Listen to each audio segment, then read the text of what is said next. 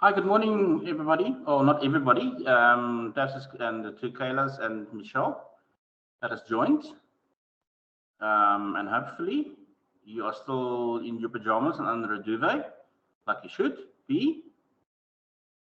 I'm in envy because I'm not. But from tomorrow, there's a significant um, drop in the number of classes I do on a daily basis, from 9 to 2, as a matter of fact. Usually 9 on a Friday. Tomorrow it's only 2, because of the second and the third years who are in, hopefully, um, using their study period productively. How's the vibe amongst everybody? Are you guys good? Yes, sir. I think we're all doing well. I don't think many of us have actually gotten to exam preparation because we had an assignment submission yesterday and we have Yeah, another assignment submission tomorrow. I know. I think it's. I said to somebody earlier this morning before work, you know what? If we started, and I'm not sure if anybody would have complained, if we started the semester 1 week earlier, I think we would all be a bit more relaxed. I think a bit more on top of it and less rushed, because I felt that, yeah, I think we're all at this point that you want to take a deep breath. You actually you actually need a long weekend. You actually need all your assignments to be submitted by, let's say, today, and be in a position to take a complete break. Maybe if you have to sleep for 2 days, and then resume again and get into your battle mode for exams on Monday. That would have been fantastic. But I think, unfortunately, we're sort of rushing from the one to the other. But I think we've done well. I'm quite happy with you as a group. I'm very satisfied with you as a group. There are some individuals, I think, who know that they have to put in a bit more effort, but I completely understand, and I have the bigger picture as well. I know that there's other modules and other assignments that you have to submit, so that your time, it's difficult. I would like to get to, in an ideal world, where we get to a point where we do not have to choose between different activities, or prioritize, and put one module or one assignment or one task ahead of the other, because yeah, we constrained for time.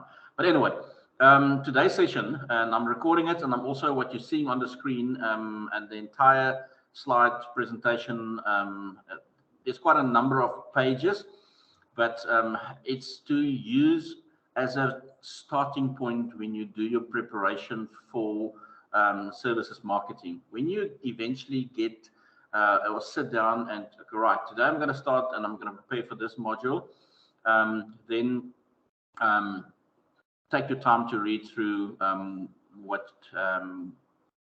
these slides cover.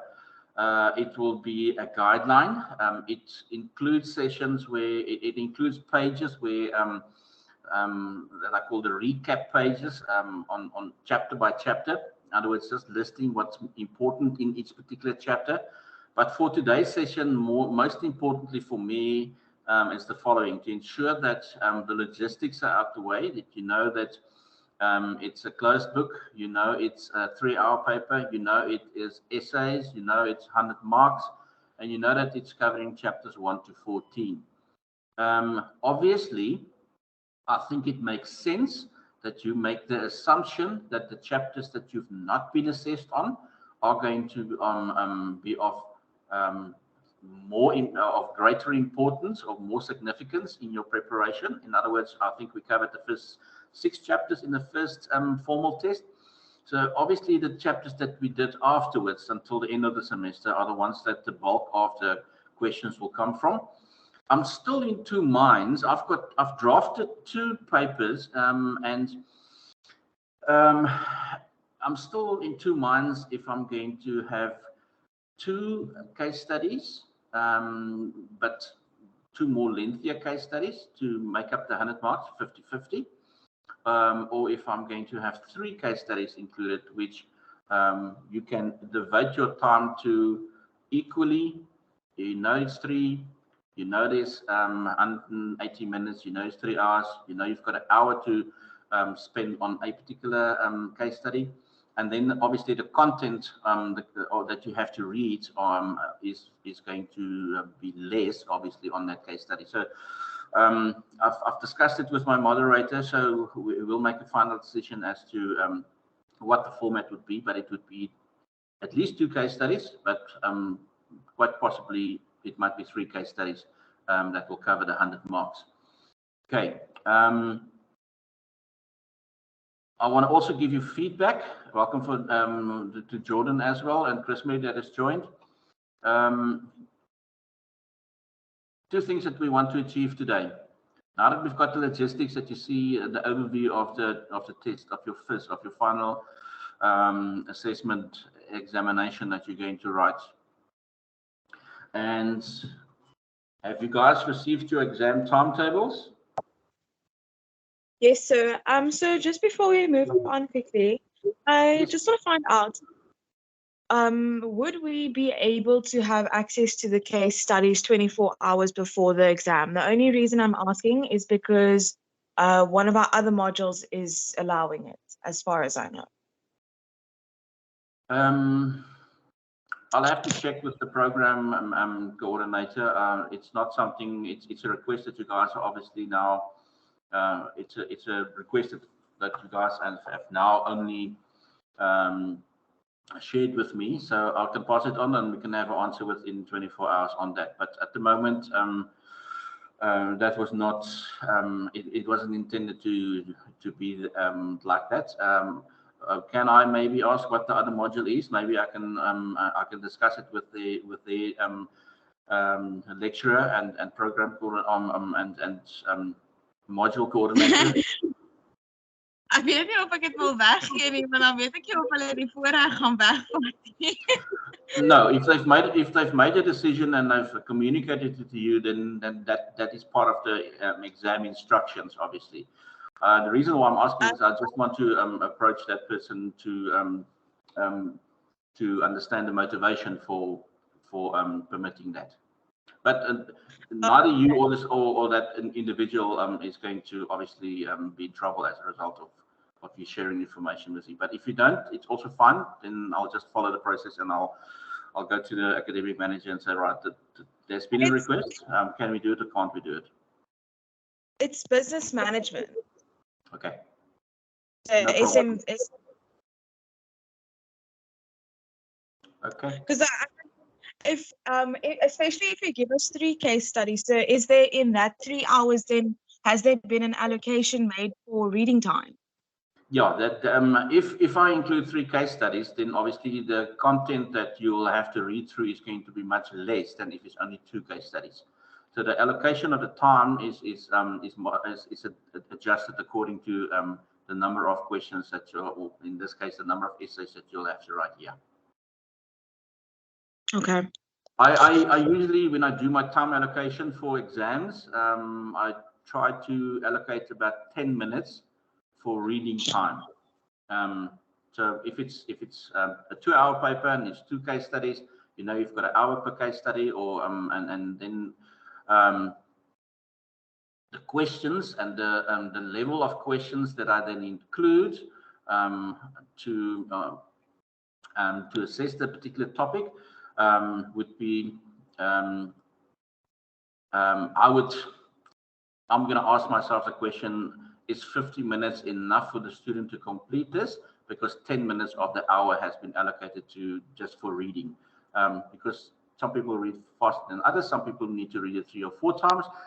From the tips and the guidelines that we'll share later on in the session today, it's important for me to. I think one of the tips is actually to not just read it once. But we'll get to that just now. People, the chapters, use this as I said, this is not a revision session today, so I'm not going to go chapter by chapter, but the following 14 slides will, similar to what you see now. Chapter 1 is about it's an introduction to services marketing. What are the important aspects that needs to be covered and that you need to focus on in each chapter is then listed underneath.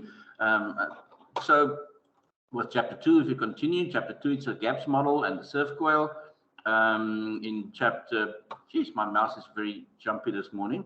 In chapter 3 and 4, I've combined because they both deal with customers. The one with the point 1 and 2 comes from chapter 3, the customer decision making. What different types of buying decisions do customers make, and then the 3 stages that is covered in the buying decision making process. And then chapter 4, not extremely significant in my opinion, because it deals with a lot of research, which in much more detail you have covered anyway in other modules. So I think it would be a nice read-through chapter just to know that there are different types of marketing research and specific research modules that you use to understand customers better. Chapter 4, these are all work that we've, chapter 5, sorry, work that we've covered in our formal test. Service development and design, similarly, processes that we follow in designing a new service. Again, a read through more than anything else. I think you have probably through the semester also have already got a feeling for what is more significant and from all these chapters. Pricing is rather important. Pricing, I think we've also done already to a certain extent in the previous formal test. Remember the different pricing strategies that you had to do for Wolfgat, for instance. Chapter 7, service delivery process. Service delivery process is quite interesting and quite, you have to understand what needs to be considered and impact and influence the whole process of service delivery. Where are the points of contact in the service delivery process where people can improve, can have a good experience or a bad experience? Otherwise, the different service delivery contact types. That would be chapter 7. Chapter 8 is about ensuring that your employees are up to speed, because they play a very important part in the quality of service that is delivered. And there are a few strategies towards the end of the chapter on how to deliver a quality service by using your employees effectively. Chapter 9 deals with the customer, because the customer plays an equally important role in either being satisfied or dissatisfied with the service that they have experienced. In other words, what's the customer's role in the whole service delivery process? Chapter 10, it's about the servicescape specifically, the physical evidence, that P of the extended marketing mix. Remember the extended marketing mix, people, physical evidence, and processes. These are, and we've done processes now, the service delivery process. Now we're looking at people. That's chapter 10, the physical evidence, sorry. And we've looked at people as well. People included the employees, and people included the customer as the 1P, additional P of the marketing mix. Then we've done the process, the service delivery process. That's the processes that's followed and that can impact on our satisfaction or dissatisfaction with a service received. And then chapter 10 deals with the physical environment. That's the third additional P to this marketing mix. And all the ambience and the signage and the decor, everything that impacts on the visual, especially the visual impact that it has with the customer, that sets the tone, and then obviously is backed by the processes and the people. Service escapes, and what do you have to do to ensure that your service gets a competitive advantage? Chapter 10, rather important, I would say. Chapter 11, obviously, integrated marketing communication. What is the process? What is integrated marketing communication? It's basically understanding that there are different ways that you can communicate with your target audience regarding your service that you're offering. Which one or which ones or combination of is going to form your bouquet of communication methods, demonstrations, special promotions that you run, whatever form, advertising, social media, digital marketing platforms used for advertising. Is there a significance in combining traditional marketing communication with the new social media marketing or digital marketing options? A lot of people, more people nowadays, I think, shop via social media. Significant information that came out this morning. I think in the previous month, the month of April, there was a increase of 74% of local tourists in South Africa. South Africans traveling to different destinations in South Africa, and there's also been an increase in 67% on international tourists visiting our country. So tourism as an industry, where we find very often the majority of our services, especially in the hospitality industry, find themselves, it's looking up. It's finally getting back to not a new normal, but it's finally getting back to the old normal, actually, when it comes to these numbers.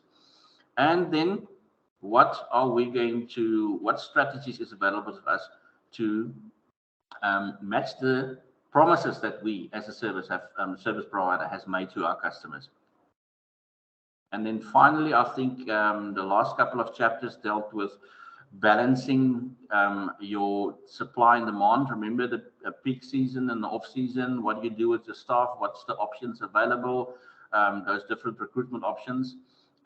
What are the demands related to the demands of for a service?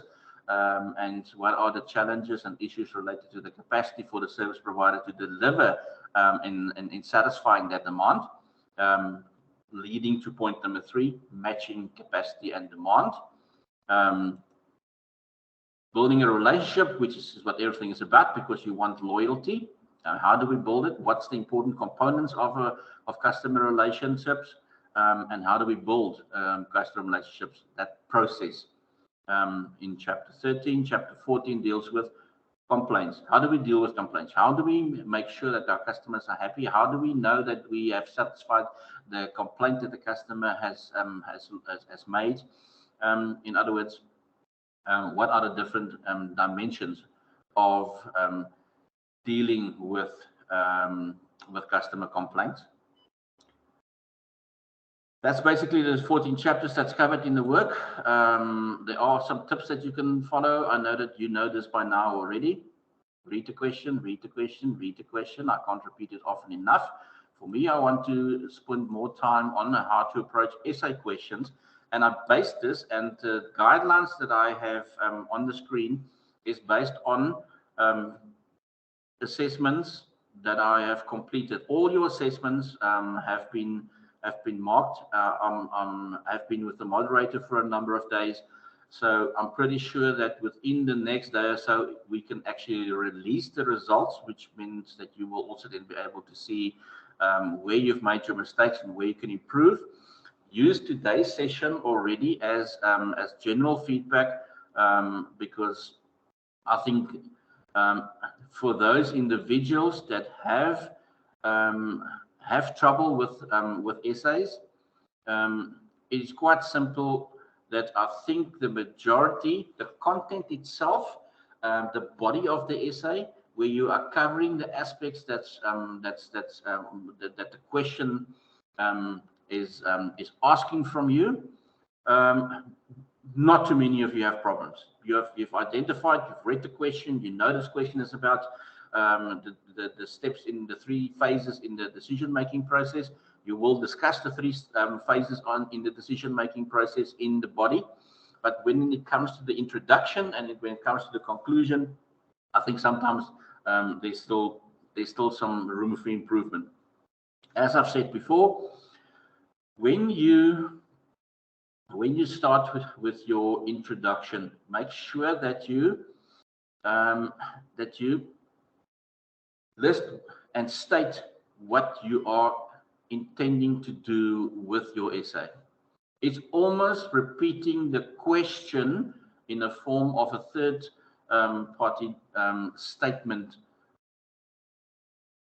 The question says, maybe could be discuss the 3 phases that a customer goes through when they are deciding to use a particular service. And then obviously there's a case study that you have to apply to. You would then say in your introduction, I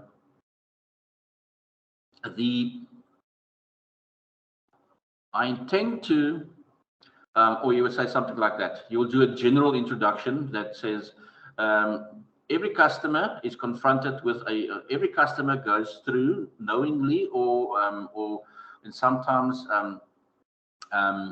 in a methodical process, goes through certain phases when they decide on using a service or not. In this essay, I intend to discuss to you what the different phases each entail for, and then you name the case study, a particular business or a service provider that was listed. That is going to get you 4 out of 5 or 9 or 8 out of 10, depending on what the mark allocation is for the introduction. The body itself is then explaining those phases individually and applying it.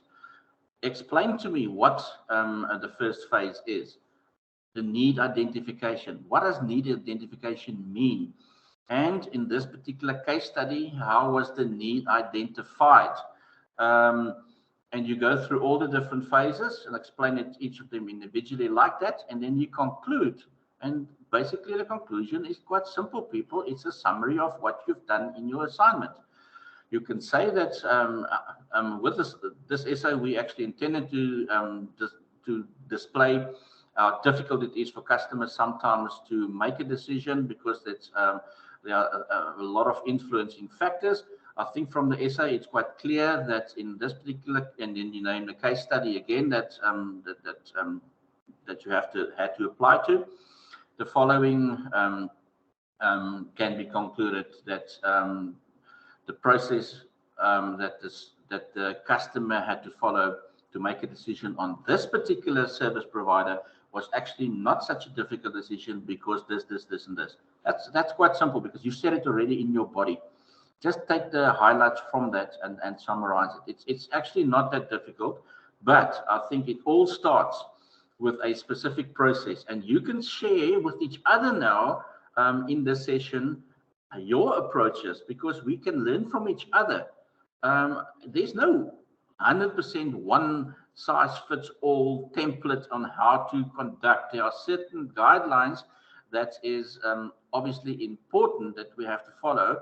And that will impact on your results, especially when it comes to the introduction and the layout of the essay and the conclusion. But I think it's important that you spend sufficient time in reading the case study. I can just share with you how I usually approach questions, essay questions. That's case study based. I used to read. And I still do, not that I've written essay exams recently. I read the question first. And I read it more than once. So I get an understanding of what the question is asking me to do. Then I will park it. I'll go to the case study. I will read through the case study like I would read a morning newspaper article. And I will read through the case study again with more intent. And then I'll go back to the questions. It's also important, and I think that you by now have realized that you are probably going to, depending on the mark allocation, if a essay is 50 marks, then it's usually going to be, depending on how much content is expected, it could either be a 5 points or 5 marks for an introduction and 5 marks for the conclusion. and 40 marks for the body of the essay, or it could be 10, 30, 10, depending on how important. If the question expected you to differentiate between two aspects, you would have to come to the conclusion on which of those two options are the better one. Therefore, the conclusion is going to be have a higher mark allocation, because we want you to make a decision on which of the options, like the pricing strategies that we did in a previous essay. Remember on the Wolfgat one, you discussed different pricing strategies in your body, and now in your conclusion, we want you, because that's what the question expects from you, which one is the best for your particular service provider. In that case, it was Wolfgat. And then you'll see that a mark allocation for a conclusion is higher. You will never have more than 10 marks for introduction, but more than likely 5. You will never have more than 10 marks for a conclusion. Okay. Any tips that you can share with each other? How you tackle essay questions? Have you got a specific? I don't want everybody to change their game plan now and change their strategies now. It's like playing a different style of game in the final, because you are too scared to lose instead of focusing on actually playing to your strengths and winning. Anybody, any input, anything that you want to share that you think is valuable for everybody else, because we all learn from each other?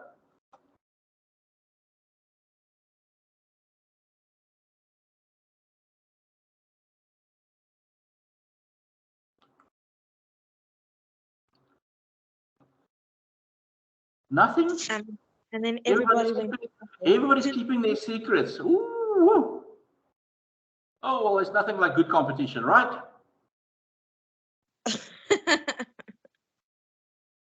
No, there's no. It's at the end of the day, what you're doing is you're doing for yourself.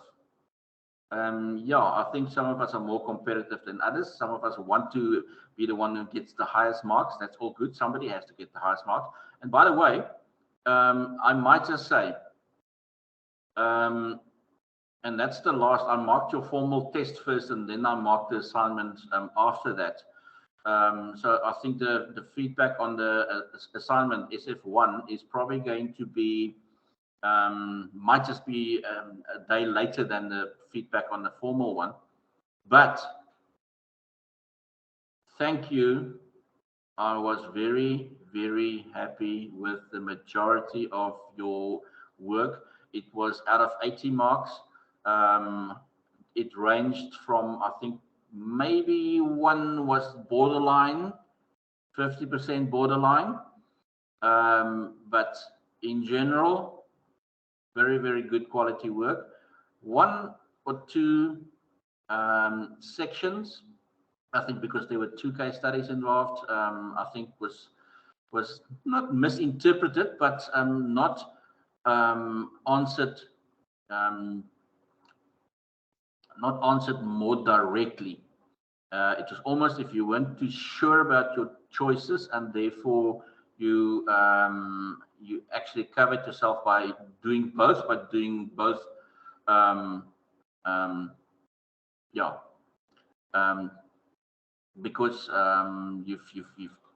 you've included both options.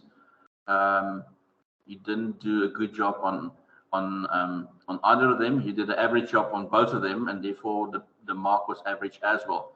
But the marks generally out of 80 varied between I think 55 and 72, 73. There were 3 high marks in the 70s out of 80, and the majority again between 55 and 70 out of and 55. What is 55 out of 80? People, you help me do a quick calculation there. I'm too slow this morning with my cell phone and my calculator. What was 55 out of 80 be? So it's 68.7. So it's In like other words, 69. thank you very much, Michaela. I think that, yeah, as you say, basically between 68 and 90. I think that's a very high C in the old school terms, to an extinction or distinction. Sorry, and I think that's I was happy with the quality of work. I was surprised in many cases with some of your work. Based on previous experiences. Um, Maybe this was just the topic that, yeah, maybe this was just a topic that that spoke to you, or that you have good experience on. Because um, I'm going to put it out there. I'm going to say I was quite surprised, and it was a well-deserved mark. But that's just really, this was your work. This in this occasion on this occasion was. I sat back and I read through. I usually do question by question when I mark an assignment. I read through the entire assignment, and I thought, okay, right. It read like it flowed, and it was a good essay. It was as if I was reading a story, and all the facts were covered, and I had to go back and took it section by section to mark. But I was surprised. A lot of no, good effort there. But all of you can be very proud of what you've achieved. Any other questions, anybody at this stage? So I might have missed it, but the results haven't been released yet, for No, the they haven't been assignment. released yet. No, they haven't been released. As a matter of fact, there's a significant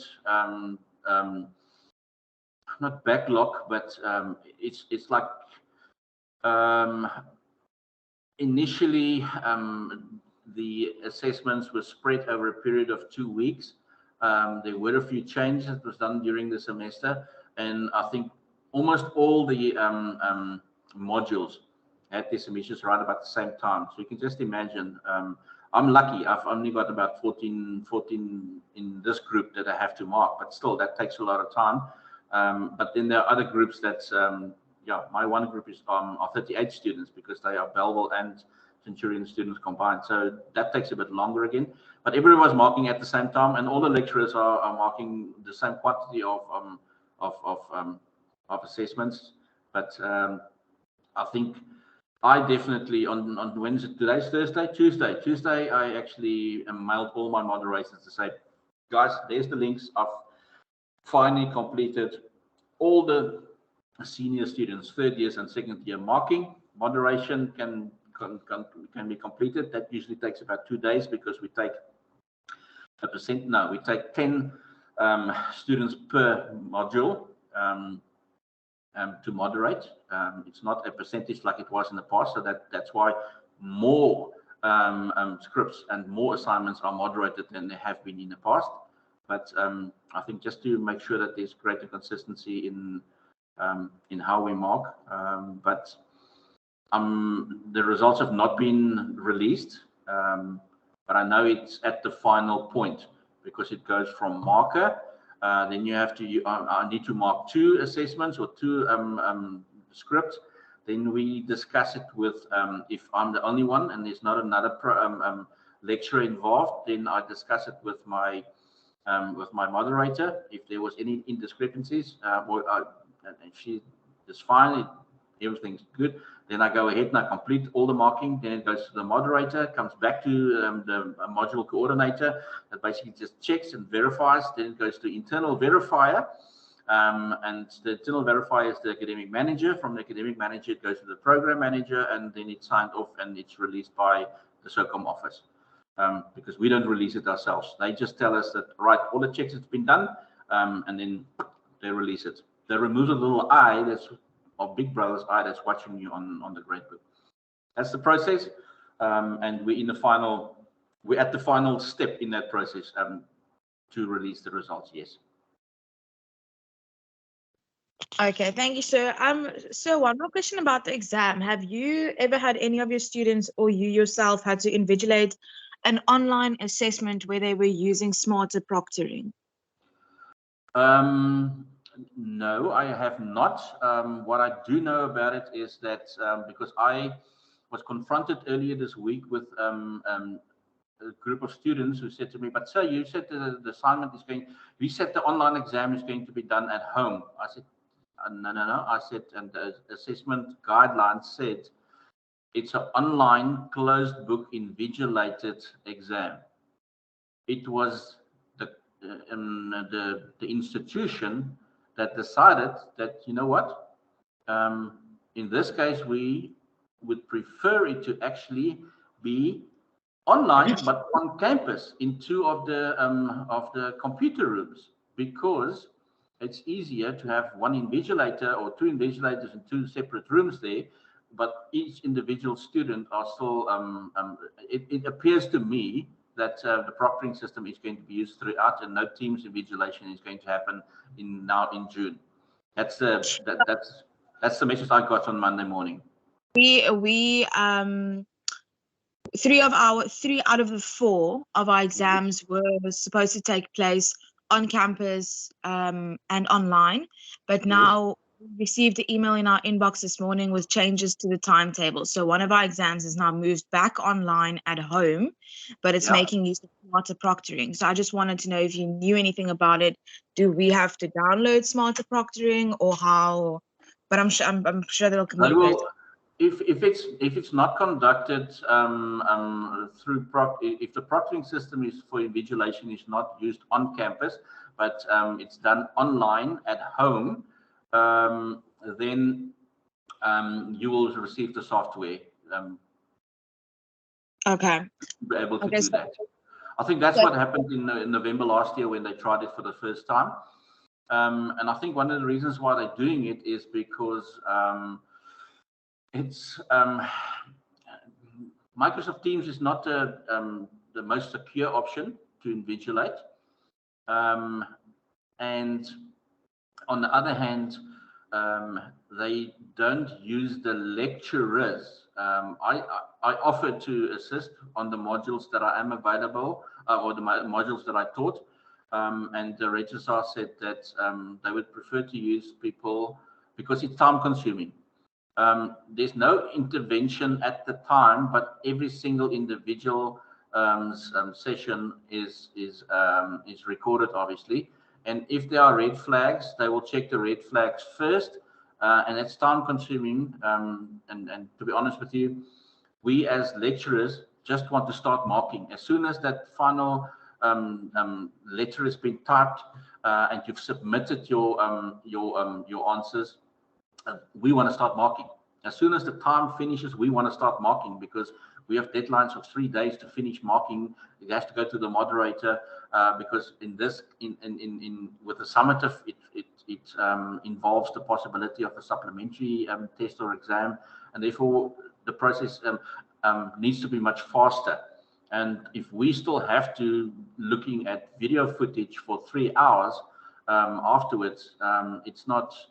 There are people that can do that, and that's how they've decided to go that particular route. So as far as my knowledge is that we as lecturers are not going to be involved in the actual administration of the proctoring, and that will be done by the academic office, but that we are available for the time. It doesn't mean that I can all of a sudden just take a holiday and or go on a hunting trip or whatever and disappear off the face of the earth for a couple of days. I still have to be next to my phone for the time that you're writing the exam. If anything related to the a question, not any technical issues, anything related to questions, where maybe there was a confusion as to the interpretation of a question that they wanted to check because the question had been asked by a student, we have to be available. And that's how my exam period time has been planned as well. But if it's done on, I've not received the email yet this morning. Well, I haven't checked. I've been in class since the first period. But if that is the case, I'll check any changes that's been made to the timetable. But if it's online, if it's at home, it will definitely, you will be provided with the software to be able to do it. Okay, thank you, sir. Nothing changed about your exam. Nothing changed on my exam. No, it's still on the 17th from 9 till 12, still closed book, and then it's on campus in the PC room and 3 hours. Okay. I will be somewhere else on campus, but I won't be in the PC room. But I will be there if there's any questions that you guys have about any of the questions. But I think the case studies that I've chosen are quite okay. I don't think you'll have problems with it. For those who previously said, "Oh, Wolfgat, I've never heard of them," and this and this, it's more sort of I would say more generic topics that majority of us have some comprehension of. But I think it is actually Anybody? Anything else? You know that up to the time that you up to the 17th that you're writing, you can still email me. You can still ask me if you're going through certain chapters, and they are. I've had a student yesterday that who's writing a SIG test tomorrow. He mailed me. He was busy preparing. He had a problem with a certain section. We quickly had a Teams chat, and within 20 minutes, I think all the issues were resolved. So yeah, it's possible to do that because when you start with your exams. No, as I said, from tomorrow onwards, as a matter of fact, there's a significant drop in the number of classes I have per day. So I have more time to attend to supporting the students because third years are my priority. Then the second years and the first years can wait because the exams only start on the 20th. But yeah, there was another question. Did you say? It was me again. So would you mind assisting me in finding the participation form that we did last week, that we submitted on Monday? It spoke about low versus high customer contact, the design considerations for low versus high customer contact. Yeah. Ek kry dit nie. It could just be because I'm stupid or blind or something, but I can't find it in the textbook. To be honest with you, when I went through the memo, I also struggled initially, but I did finally find it. But now I've got to find it again. Geez, let me go through. I'll quickly grab my textbook. Just as with all, I brought my textbook today. Yeah, because it says judge the design considerations for low versus high customer contact for the serial killer cafe.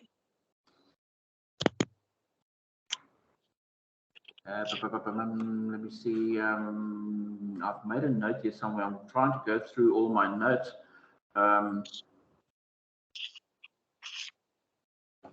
Why do I think that was in chapter 13?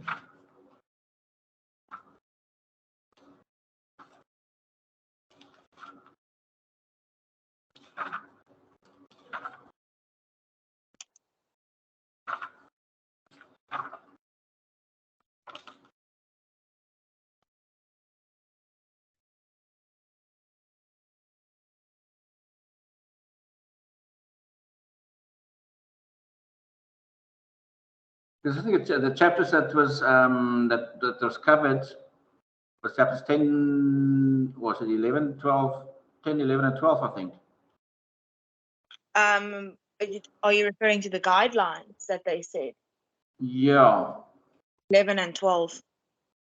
I mean, I found it eventually, but it wasn't out of my textbook that I found it. Why do I think it's actually in the slides and not in the textbook, something like that? But I specifically looked through it as well because I couldn't remember where I found it in the textbook, and then it pops up, and then I see it, and then all of a sudden then it disappears again. Geez, well, that's you've got a. Okay, let's just take our time and work through this in a processed manner.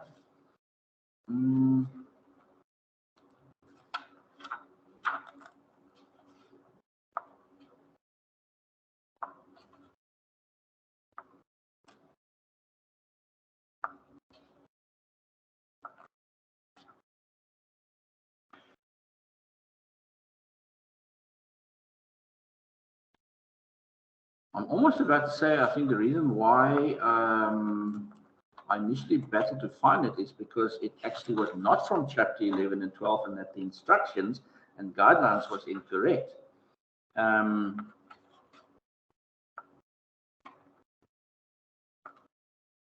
Why do I have that in the back of my mind? That there actually is a possibility that that could be the case. Which shouldn't, because that would be a huge mistake on my side.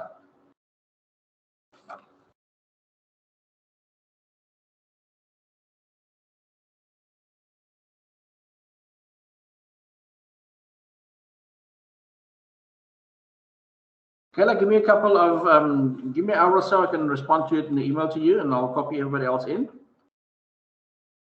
No, I just want to make sure that I just want to make sure that you get, I give you the correct feedback, okay? Okay, that's fine. You could find information about it, maar dit het nie uit die hand uitgekom nie. So. Okay. Now, I know there is something somewhere in the textbook. I specifically was looking for it, and I found it, but I can't recall now exactly where. So, but okay. Thanks. I'll get back to you. I'll drop a mail during the course of the day, and I'll just give you feedback on that. And I'll copy everybody else in so they have the same feedback. Okay, thank you, sir. Can I ask? Okay, thanks. Thanks for that. Michelle, question? Yes. So I submitted that test that closed on Friday, right? I submitted it in the evening before the deadline and everything, and then I didn't leave the page. I just closed down my computer. But when I opened, no, it did say that it was submitted and everything. So like it has never been a problem before. But then when I opened my computer in the morning after, it said that it basically gave me the submit button again, and then it said that I submitted late and that I submitted after 700 and something minutes.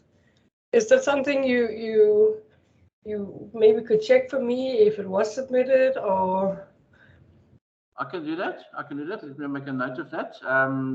It allowed you to submit again in the morning. Yes, it did. Even though it said in the evening that it was submitted and now the test is closed and everything, it did say when I opened my computer in the morning, it says submit quiz again. Okay. It still had my information that I wrote the day before. It just said submit quiz again. And then when I submitted, it said that I submitted late and that I submitted after 700 and something minutes. Okay, I'll check for you, Michelle. A strange incident is earlier this week with the second year group as well. I released the results to the students, and obviously then they could see where they what the memo is and everything, and where they've made the mistakes. Some students couldn't see that, and only the results, and others could see the feedback. But it's the same. It went through the same portal. I can't understand that. So yeah, there have been some very, very interesting curveballs that Canvas has thrown our way in the last week, but that's how we learn. So let me check that for you, Michelle. Thank you, sir. No problem. Anybody else? Anything else that you want to ask maybe? Please don't shy away from sending me emails. If you're in doubt, please ask me. I will only not be available between 8 o'clock and 11 o'clock on Saturday evening, because then I'm watching the Champions League's final where Liverpool's playing Real Madrid. But for the rest of the time, I'm okay. You can actually bother me at any time, even on my birthday. You don't have students texting you at that time. I should not have, but I have had before. But those are the rookie first years who don't know when to and when not to. But they usually get the feedback from me that is probably not a good time to contact me, or anybody for that matter, except if it's a friend of yours. Anybody else? Anything?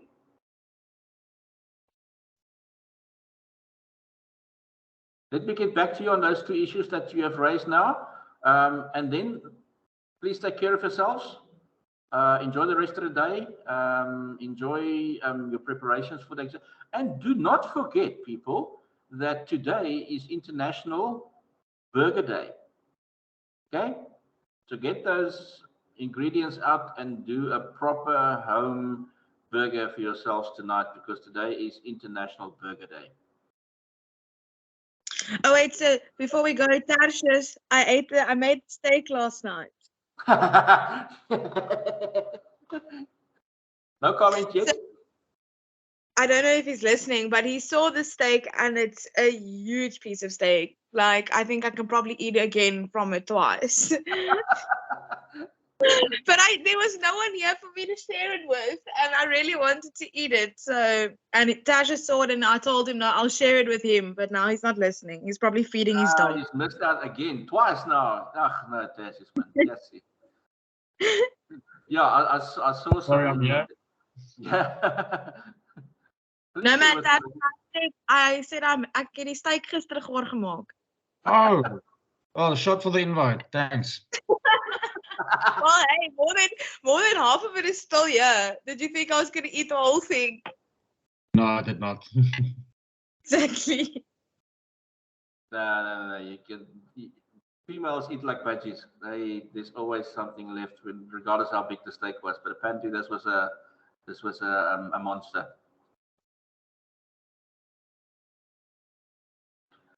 Right, people. Regardless if it's burger day or steak day or pizza day, make it an occasion and enjoy. Take care of yourselves. Please be in touch and ask me if you have any problems. I'll give you feedback during the course of the day on the questions that you've asked me. Thank you, sir. Have a lovely day. I'm going to try my best. I've still got 7 periods to go. Good luck.